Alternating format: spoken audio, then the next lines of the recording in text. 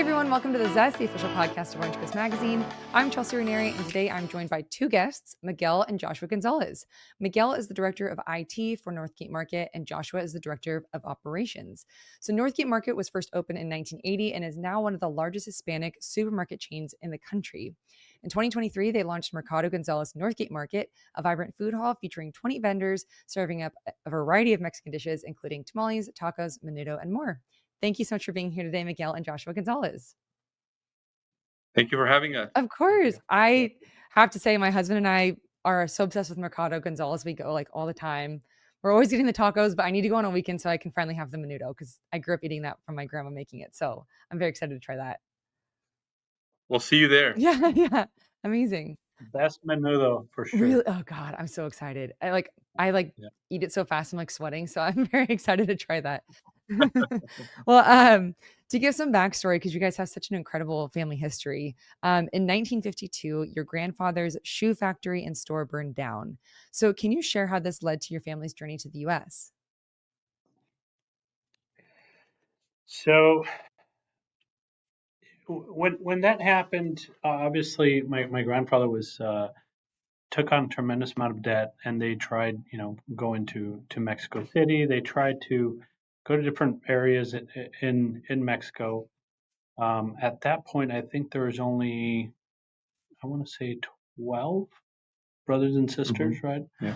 And so the three oldest, I think, were somewhere around 19, 18, 17 in that age range, So young. which was, sorry? That's so young. Yeah. So the oldest was Ramon, my uncle. The next one was Joshua's father, who was Francisco, and then it was my father in terms of the men in the family. So then my grandfather, our grandfather, ended up bringing I think the two oldest, and then my dad, or did all three of them, I think, came over and got them to work. They held different positions, and everything from working on the farm, then working in factories. I know Josh's father worked a while for GM, right? Wow.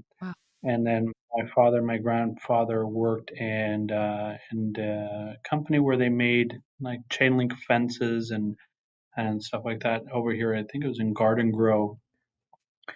And from there, it's somebody offered them they were looking for a duplex to be able to bring the rest of the family, and where they would live in one of the units and rent out the other one, kind of. And when they went to go talk to the realtor, he somehow convinced them to buy a market. Huh.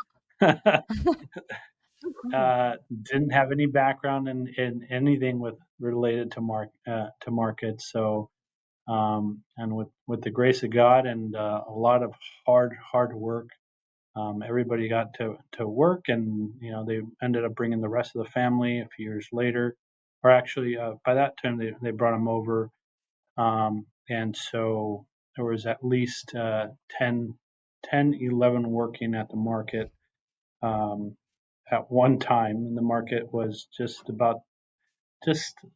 little bit bigger than a typical 7-Eleven, right? In downtown Anaheim, and the name Northgate Market actually stuck because they, at the end of the day, when they purchased the business, they didn't have enough money to change the sign. So that's how spent they were, and that's how an investment in a duplex became a market. No way. It's so funny. So my husband's from Downey, and he used to grow up going to the Northgate out there. And so he would tell me like all about it. And so then when Mercado Gonzalez opened, he was like elated to get to show me everything. Well, so how did it go from one neighborhood market? Because when you said it's the size of a 7-Eleven, I can't imagine compared to what you guys have now, like the scale of it. But how'd you go from one neighborhood market to one of the largest Hispanic supermarket chains in the country? The family's been very united. The 13 siblings, 13 brothers and sisters, along with our grandparents, just believed that this business was a gift and that we had to be good stewards of that business.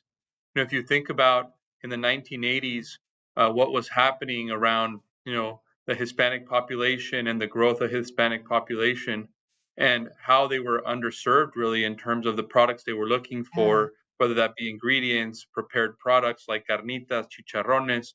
And so that was kind of the space, that was the opportunity. And the family has always had a very disciplined approach to the economics and reinvesting the majority of everything we earn back into the business. And I think both treating our team members very well and having pride in what we do, trying to offer the best products and ultimately reinvesting into the business for over 45 years. That's how we've grown the business. Today we have three generations Wow. working in the business. Our grandparents have passed away, but it's our 13, our parents, 13 brothers and sisters, 8 brothers, 5 sisters. And then in our generation, we're 53, and 32 of us work in the family enterprise. And in the fourth generation, there's 75, and about 10 now work in the enterprise as well. So it's a real family Oh my business. God, that's so cool. I can't even imagine what your guys' like Christmases must look like. It sounds like such a fun environment. Really fun. Yeah, yeah, yeah, I can imagine. One of the stories that I actually really loved when you were talking about how the community was underserved, I think it was maybe your dad who we featured in the magazine, but he was talking about there was a customer who, or I forget, yeah, but there was a customer who was looking for a specific ingredient for years, and she finally found it at Mercado Gonzalez, and she was crying. And now that seeing that in person, I was just like, there's so many different amazing ingredients and just all these different. So that's really cool that you guys were able to bring that. Yeah, that whole crying, I've heard about 3 or 4 different No stories. way. But what's interesting is we've had people that have come from Argentina that says this reminds me of my hometown and are crying. Oh, There's people that come from Spain. There's people and it just it speaks to how the culture kind of flowed into Mexico and all of Latin America and how how that connection is made. But I've heard at least 4 or 5 stories where they say, "Hey, this reminds me of home," and it has nothing to do with Mexico. It's different countries, yeah. different seasons, but it's beautiful. It's living art. What an incredible feeling that must be to know that your family's legacy has brought so much happiness to so many people.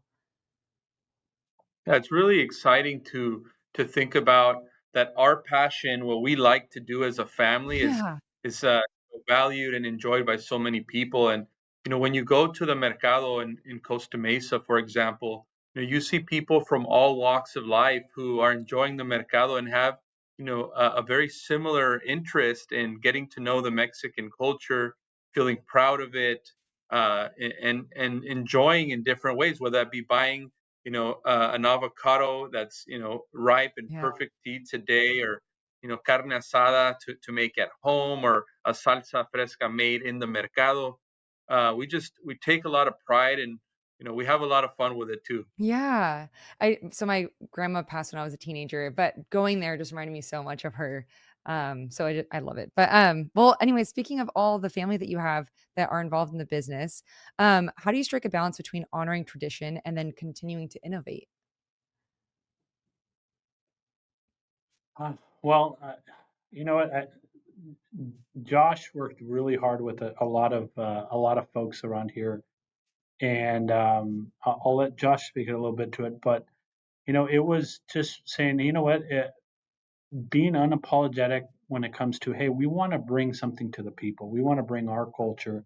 Instead of doing something for the masses, it's like, hey, let us share what our experience is when we go back home, when we travel, all the nooks and crannies, all these different little areas where we go when we experience. And I mean, but one of them that's a true testament is kind of that churreria, right? They went down to Mexico and were visiting all these, a group of people, and they said, hey, like this is something we want to bring back. And I'll let kind of Josh talk about it, but it's just doing that and being, just being unapologetic and saying, hey, this is going to work because if it's good enough for me, our customers are going to love it, right?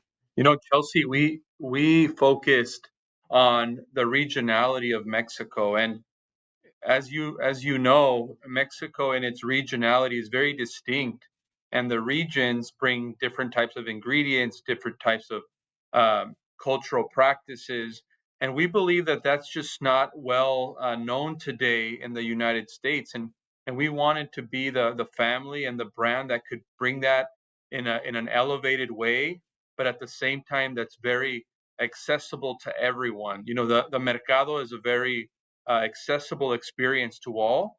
So you see people from all walks of life. It's not a penalty to shop a great experience that's well designed, has over 13 murals, all hand painted by Mexican and Mexican American artists. Um, all of the artisan products made in house. Will that be carnitas with our grandfather's recipe, our What? grandfather's chorizo being made in store, all of our salsas from an habanera to a salsa, a pico de gallo or a guacamole, all of our bread, whether it be pan fino, danés, bolillos, everything being made there. And we wanted to showcase that in a way that hasn't been done before. Oh my God. Yeah, it's gorgeous inside. So how did you guys come up with that idea to do the market and also the grocery store aspect of it? Oh, go for it. I mean, that's Really, we saw that um, when Mexican culture started to become really cool, right? And we've thought it's been cool for a really long time, right? Yeah. but people started to have more access or more understanding of what Mexican culture represented, what it brings, the culinary aspect of Mexican culture and the arts, and we wanted to showcase that in a different way. So what we did is we studied the mercados of Mexico. We went to El 20 de Noviembre in Oaxaca. We went to Mercado de Abastos in Guadalajara. We went all over learning about what makes mercados special.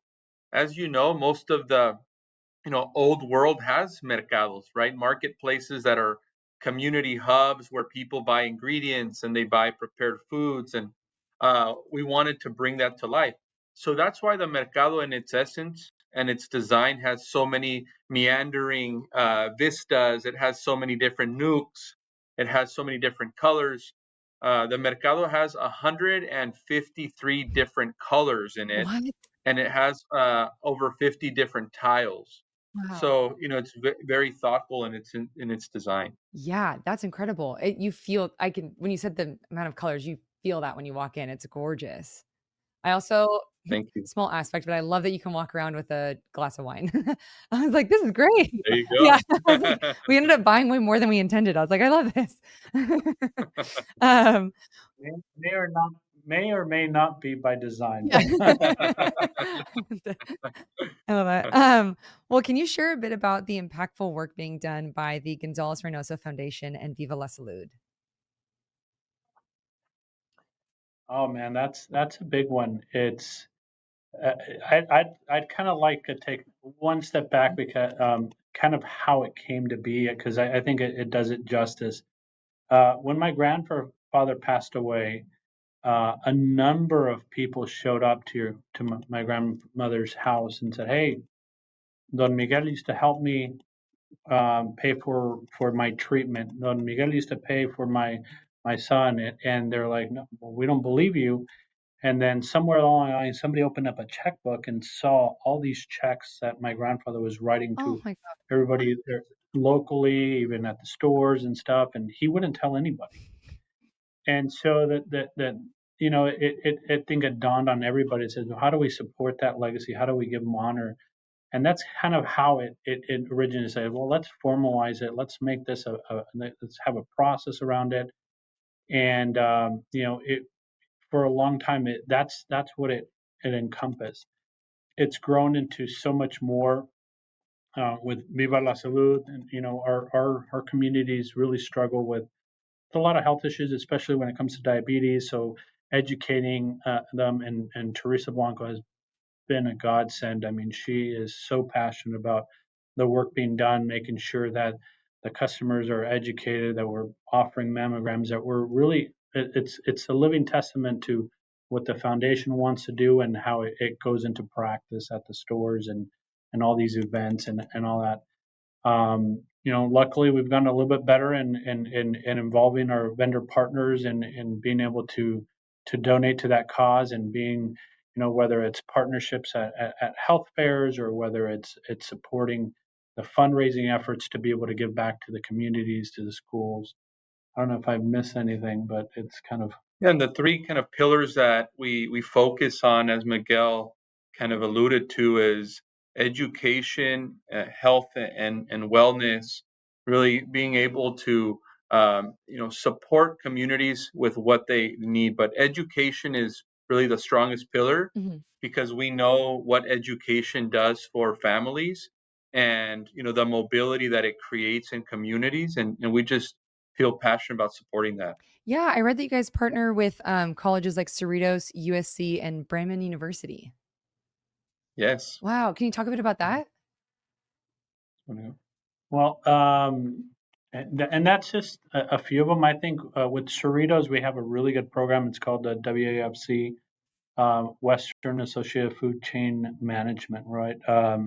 And basically, it's preparing people within the grocery industry, whether it's a retailer, whether it's a vendor partner, giving whether it's HR certificates, marketing courses, um, a number of different certificates and getting them um, to advance their education, right? I mean, you think about a grocery store worker in the 70s, 80s, and or even the 90s, and what there are now. It's we have so many individuals within the stores. Either they're getting a degree, or they're getting they're going to back to adult school. They're getting their certificate, or they're helping their kids get certificates and just getting ahead of that. USC does a whole food industry management program, and a number of organizations feed into that, and making that possible. And pretty much, Northgate sends 2 individuals a year, takes on their salary while they go off for like, what is it, 5 months, and pretty much just immerse full time, don't work at all, and that's one of the requirements, and really open their eyes into what truly the grocery industry is. It's way more than just selling food. It's health and wellness. It's globalization. It's so much more, especially with health and whether it's medical centers inside medical offerings within the store, etc. Um, and then I know there's a couple people from Northgate from the family that are on boards in different colleges around too, Santa Ana College, and just we see it as our duty as a family to give back to the communities and making sure that their best interests are always top of mind. And I don't know what else I missed there, but I think you nailed it. there's just Yeah, so much that that's amazing. I love that that all started from your grandpa's generosity. it really, really, really did. And I think it goes back to that. We're Oscar, my uncle, always puts it really well about how we're stewards, right? We're stewards, and we're here to help administer. And I mean, all our decisions, directly affect about almost 7,000 families, right? But it goes, I think, a lot more. It goes to our communities and making sure that we have products that that aren't going to cause them harm, or if it is going to cause them harm, they know exactly what that wine's going to do, right? Yeah. But they're well educated and all this stuff, but it at the end of the day, it's we're just we got to share this world, and we're gonna look out for the best interests of our communities. As we like to say, doing well by doing good. Yeah, I love that. Well, also Northgate, what does it mean for Northgate to become a 100-year evergreen company, and how are you working towards that goal?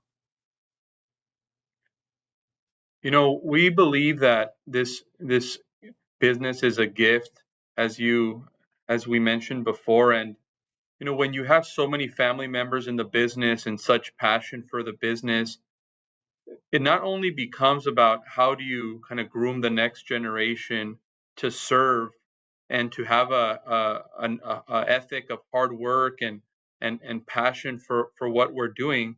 It also becomes about how do you think long term as an organization, because when you don't think long term, it's easy to make short term decisions that maybe have a short term benefit Mhm. but really hurt your communities or your organization or your brand long term. And we like to make long term bets, thinking about what's going to be best not only today, but also, 20, 30, and hopefully 100 years from now. Yeah. And we also believe that when you have a purpose driven business, you attract purpose driven people who want to contribute to what your mission is about. And so we're very passionate about being able to groom not only our family members but also our team members in succession. Wow, that's incredible. And then also, I didn't know that store one in Anaheim that we talked about in the beginning is being renovated this year. So, what can customers expect from its new version? Yeah, so that one's interesting. I think the only way, so the family ended up uh, well, selling it, donating it, but to is it the city of Anaheim or is it to City of city Anaheim. of Oh, Anaheim? wow. But the only way they were going to do that is the way they did it. We're big on sentimental value in our family, but they said, hey, we want to create a little cultural hub where there's training, I mean, there's a number of things, Education. education, and so they're going to have a community kitchen, all that stuff. But basically, they're going to open up to the community and pretty much empower community members and help them, whether it's to launch a small little business, food business, whether it's hold meetings, educate the community, all that stuff. And so they've kept some of the original um, doors, some of the original decor from the store, and but it truly speaks to, hey, this is where it started for us, and it being able to help start you off, just since it's near and dear to our heart, and it was perfect, right? Obviously, the offerings of what Northgate is, and it's such a small footprint, we had closed it down, and we're kind of, well, what do we do with it? And it just, when was it when we're ready, when we're ready to when we're ready to listen, God's ready to speak, right? Yeah. I love how that came full So circle. it is. I don't know if you want to add anything to that. I know that you've worked a little bit more extensively with the groups and the people that are fundraising to make all No, this I stuff think you happen. said it. Just being able to use it as a place for doing good in the community. It's so sentimental to us, and the city of Anaheim has been so wonderful to us, and we just want to give back and contribute in the best way possible. Amazing. Well, is there anything that you would like listeners to keep an eye out for in this coming year or in years moving forward? Yes, for sure. I mean, I think they're going to be excited by the new concepts and new products we're developing to bring to market.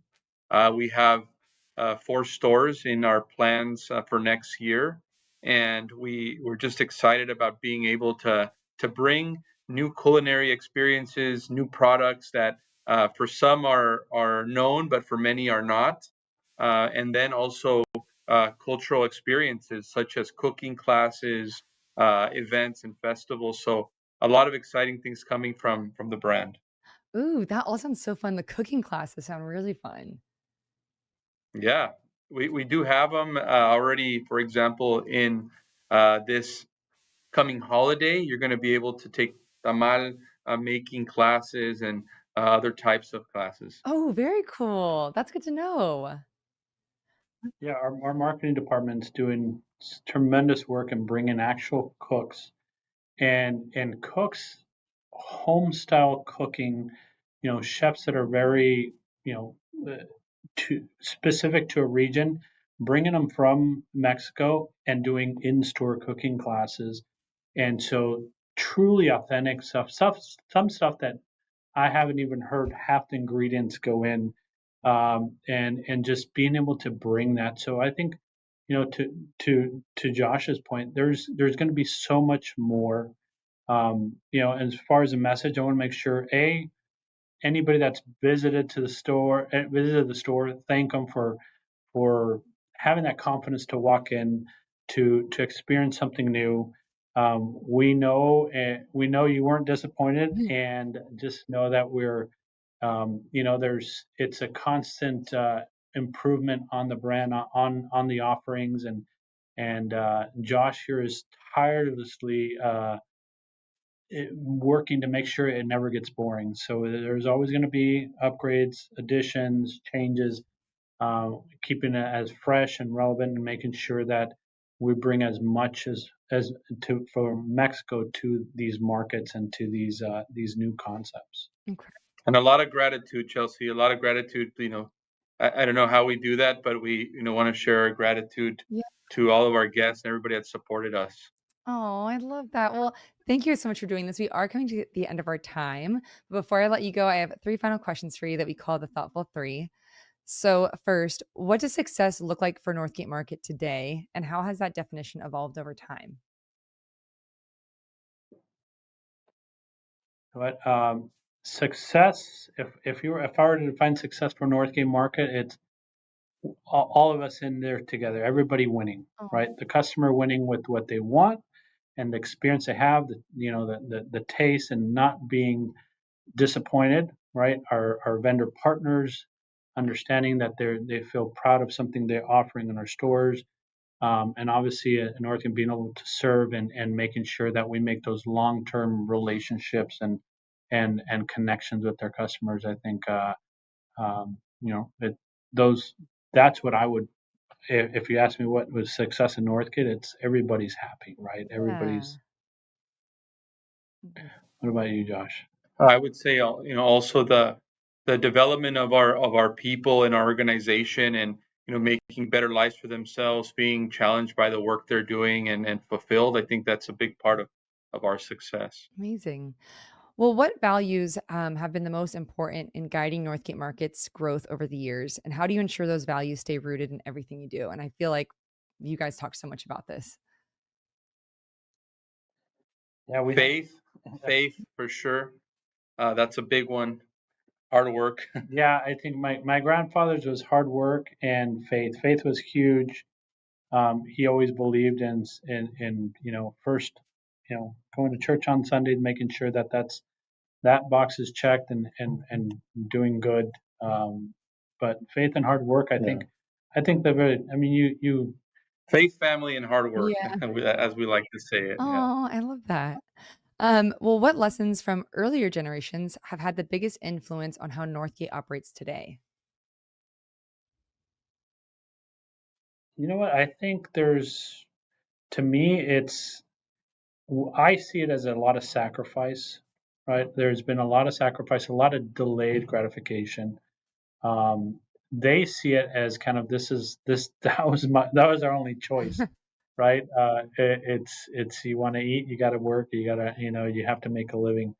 But we saw our parents working 6 7 days a week, from sunrise or before sunrise to wait past sunset, and sometimes we didn't see them in the whole day. So there's a lot of that, but I think there's a lot of sacrifice. But I think that's one that I see it.